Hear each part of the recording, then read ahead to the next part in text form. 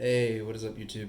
In this video, I'm going to be reviewing the Enncoo Kin60, and I have a lot of good things to say about this custom mouse. This is a custom Kinzu shell with a Viper Mini inside of it, pretty much. So yeah, let me get right into the review. Uh, my copy has really solid build quality, with one exception. The left click was really rattly, so I opened up the mouse to put some tape on the plunger, which solved the issue. However, just be aware that putting the mouse together is a pain in the ass because the PCB is just held down in between the shell, the top and the bottom of the shell, with the screws, the four screws. It's not actually screwed into the base or anything. And that sounds like a bad thing, but honestly, it's super solid. There's no rattling, there's no creaking or anything with this mouse. And I'm pretty confident that this will last.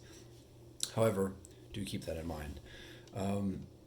So yeah, build quality is decent. The clicks are Razer V2s, and this right click is what you'll hear probably straight from Enncoo. I mean, it's fine. It's an optical V2. This is an 8K with the V2 switches. They don't sound the best, but they have good feedback and they have zero latency. So what more can you ask for? The left click with the tape is tighter. I like the feeling better actually with a little bit of tape in it, but it doesn't sound as good. And this is XM1 by comparison. The XM1 clicks sound fantastic.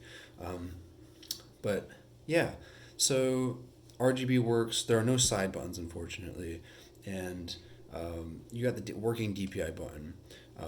My one gripe with the buttons is that the scroll wheel is not tactile at all. It's like kind of mushy actually, in terms of the scrolling feeling. The XM1 is much more tactile, as is the Viper 8K scroll, but it's a custom mouse, and what can you really do?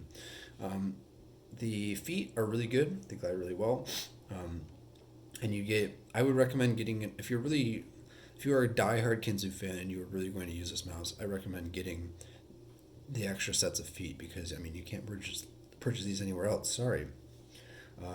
And the cable is an Aircore. This is by far the best cable I've ever used. It's the best cable on the market as far as I'm concerned.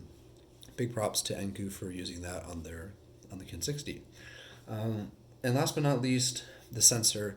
This uses a Viper Mini sensor, and unfortunately, it also inherits the LOD issues that the Viper Mini had. So I think it actually feels worse than the Viper Mini because the sensor is lower compared to the Viper Mini. So I tape modded it for it to be usable. But once you do that, this mouse feels great. So that's the features and everything out of the way. So let me talk about the shape. I mean, this is a Sensei that is smaller and thinner. So the XM1 is like a shorter and fatter Sensei, slightly, whereas the Kinzu is like a significantly smaller, thinner Sensei, and you can see right here how much thinner the Sensei is compared to the X1. However, there's more to this as well. The sides are also a lot flatter compared to the XM1, and the hump is in the middle compared to the XM1. So what does this mean? It means that when you grip the mouse, I have 19 by 10 centimeter hands. When you grip the mouse, you do more of a relaxed claw grip, whereas the XM1 is designed for more of an aggressive claw grip, and you feel more of the hump in the back.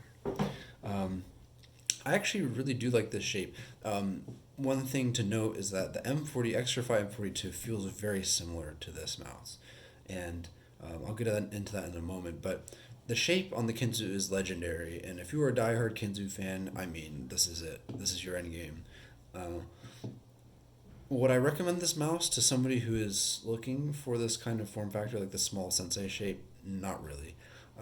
Reason being is that the Extra 542 exists, and that mouse, even though you'll need to get like some grip tape for the sides. I got grip tape for this mouse because the sides are not grippy at all anyway. But you'll want to get some grip tape for the M42. But once you do, the hand feel is very similar. The grip style is very similar, and you get two back humps, so you can customize your mouse how you want. The one thing with the M42 is that you need a paracord, but you get better build quality, you get a better sensor without the LOD issues with this mouse, and as long as you're willing to paracord it, I highly recommend the M42 over this. If you are a new if you are somebody who hasn't used the Kinzu. However, if you are a diehard Kinzu fan and you need that clone, this is your only option, and this is a good option, I think, for a custom mouse. I mean, for $60, I'm honestly kind of impressed. I mean, opening it up belays kind of how they managed to get it that low, since there's not a lot of effort gone into the mouse. But I mean, functionally, this mouse is great. So I highly recommend it if you're looking for a Kinzu clone. Otherwise, just get the extra 542. Yeah, and that's pretty much all I have for this video.